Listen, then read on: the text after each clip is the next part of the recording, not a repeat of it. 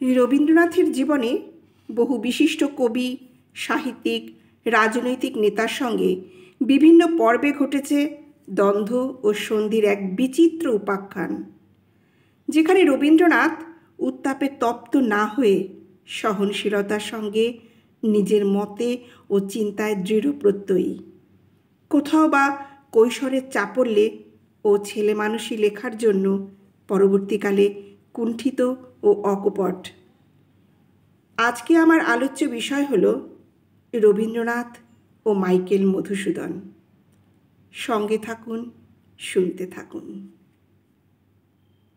জীবন স্মৃতিতে বালক বয়সের স্মৃতিচারণ করতে গিয়ে রবীন্দ্রনাথ লিখেছেন, মেঘনাদ বধ কাব্যটিও আমাদের পক্ষে আরামের জিনিস ছিল না।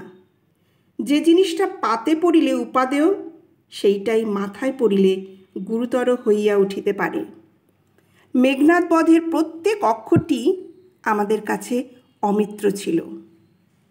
কবির বড়দাদা দ্বিজেন্দ্রনাথকে সম্পাদক করে জ্যোতিরিন্দ্রনাথ যখন ভারতী পত্রিকা প্রকাশ করলেন, তখন রবীন্দ্রনাথের বয়স 16। কিন্তু সেই কিশোর কবি অল্প বয়সের স্পর্ধায় ও উত্তেজনায় মাইকেল মধুসূদনের মেঘনাদ বধ কাব্যের একটা তীব্র সমালোচনা লিখলেন।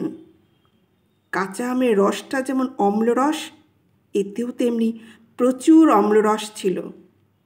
এ প্রসঙ্গে পরবর্তীকালে কবি নিজেই তার পরিণত বয়সের বিবেচনায় বলছেন, অন্য ক্ষমতা যখন কম থাকে তখন খোঁচা দিবার ক্ষমতাটা খুব তীক্ষ্ণ হইয়া ওঠে। আমিও এই অমর কাব্যের ওপর নখরাঘাত করিয়া নিজেকে অমর করিয়া তুলিবার সর্বাপেক্ষা সুলভ উপায় অন্বেষণ করিতেছিলাম। এই দাম্ভিক সমালোচনাটা দিয়া আমি ভারতীতে প্রথম লেখা আরম্ভ করিলাম। তিনি মাইকেলকে আক্রমণ করে লিখলেন, মেঘনাদ বধ কাব্যে রামলক্ষ্মণের মতো মহৎ চরিত্রকে অবদমিত করে রাবণের মতো অহংকারী এবং তৎপুত্র ইন্দ্রজিৎকে দেশাত্মবোধের মোড়ক দিলেও তাকে তুলে ধরার চেষ্টায় কৃত্রিম এই কাব্য মহাকাব্যই নয়। এখানে তিনি মেঘনাদ বধ কাব্যের একটি পংক্তি তুলে দেখালেন মেঘনাদ বধ কাব্য কীরকম দুর্বোধ্য। যাদা প্রতিরোধ যথা চলোর্মি আঘাতে। এটার অর্থ উদ্ধার করতে হলে বা গোটা মেঘনাদ বধ কাব্য পড়তে হলে পাঠককে ঘন ঘন অভিধান ঘাঁটতে হবে, আর এর ফলে গোটা কাব্যেরই রসভঙ্গ হয়েছে। আমাদের মনে হয় এরকম মন্তব্যের জন্য কিশোর কবির নিজের প্রত্যক্ষ অভিজ্ঞতাই দায়ী। কেননা কৈশোর এই কবিকে বাড়িতে গৃহশিক্ষকের তত্ত্বাবধানে মেঘনাদ বধ কাব্য পড়তে হয়েছিল এবং এজন্য ঘন ঘন অভিধান খুলতে হয়েছিল। আবার পরবর্তীকালে এই রবীন্দ্রনাথই মেঘনাদ বধ কাব্যের অসাধারণত্ব সম্পর্কে অসাধারণ আলোচনা করেছেন এবং তার কৈশোরকালের সমালোচনার ত্রুটিগুলি নিজেই প্রকাশ করেছেন। মেঘনাদ বধ কাব্যের যে পংক্তিটি রসভঙ্গের নিদর্শন হিসেবে এবং অকারণ কঠিন শব্দের প্রয়োগ হিসেবে সমালোচনা করেছিলেন, সেই পংক্তিটি আবার তুলে ধরেছেন তার পরিণত দৃষ্টিভঙ্গিতে এবং দেখিয়েছেন কিভাবে তা সুপ্রযুক্ত হয়েছে। তার কথায়, সমুদ্র তটে বারংবার তরঙ্গাভিঘাতের এমন তরঙ্গ ঘন ধ্বনি সৌন্দর্য ও চিত্রকল্প সৃষ্টিতে যাদব প্রতিরোধ যথা চলোর্মি আঘাতের মতো দুরূহ শব্দ ব্যবহারের কোনো বিকল্প নেই। প্রকৃতপক্ষে মেঘনাদ বধ কাব্য রচনায় তার কন্টেন্ট ছাড়াও শুধু ফর্ম নিয়েও এমন সব পরীক্ষা নিরীক্ষা করেছিলেন মধুসূদন, যেসব পরীক্ষা নিরীক্ষা ব্যতিরেকে বাংলা কবিতা তার আজকের ঝকঝকে চেহারা পেত না।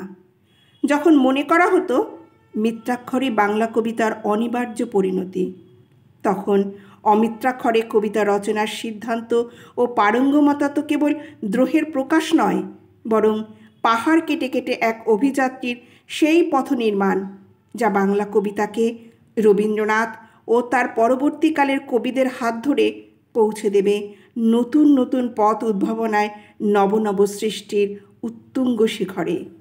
মধুসূদন এই অতিশয়োক্তি করতেও কুণ্ঠিত হন নিজে একদিন অমিত্রাক্ষরই হয়ে উঠবে বাংলা কবিতার একমাত্র form. Blank verse is the go নাও।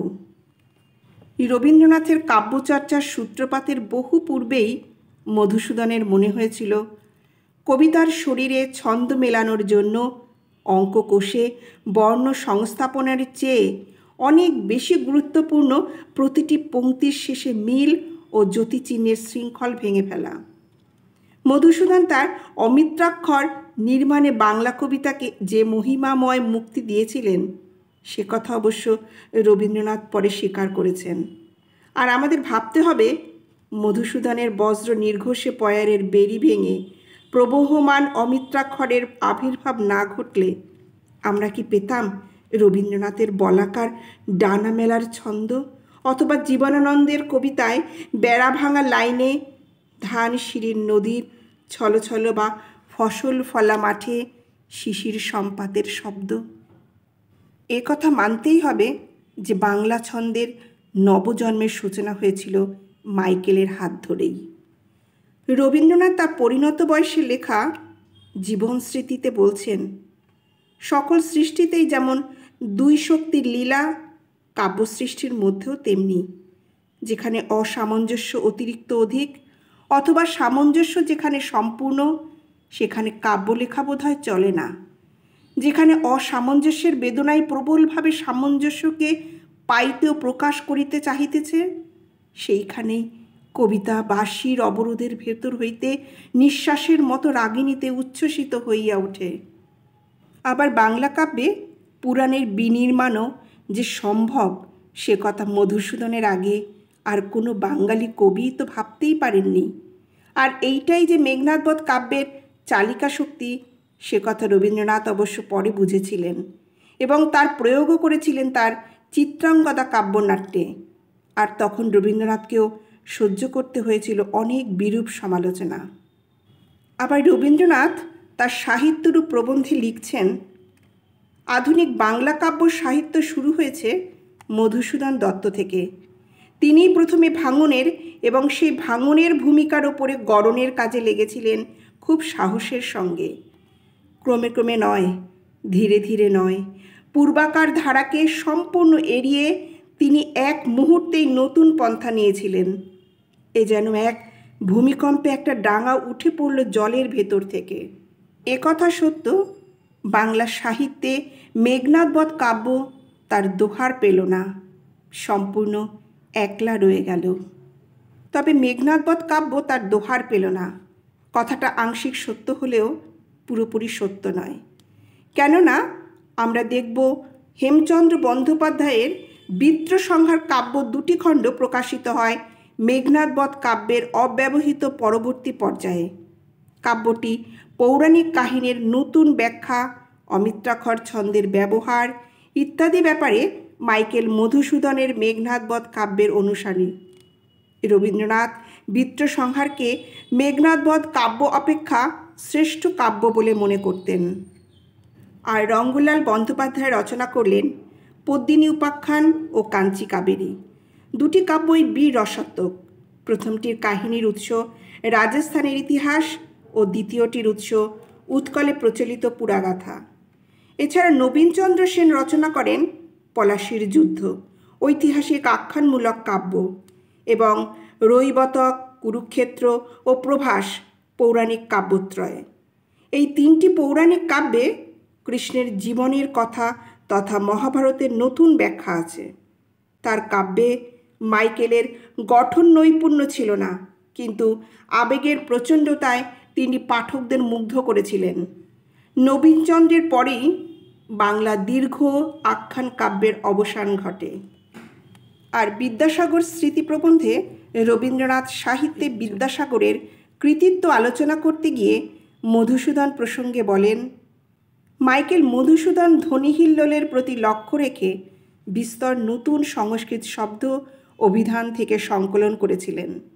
অসামান্য কবিত্ব শক্তি সত্ত্বেও সেগুলি তার নিজের কাব্যের অলঙ্কৃতি রূপেই রয়ে গেল, বাংলা ভাষার জৈব উপাদান রূপে স্বীকৃত হলো না।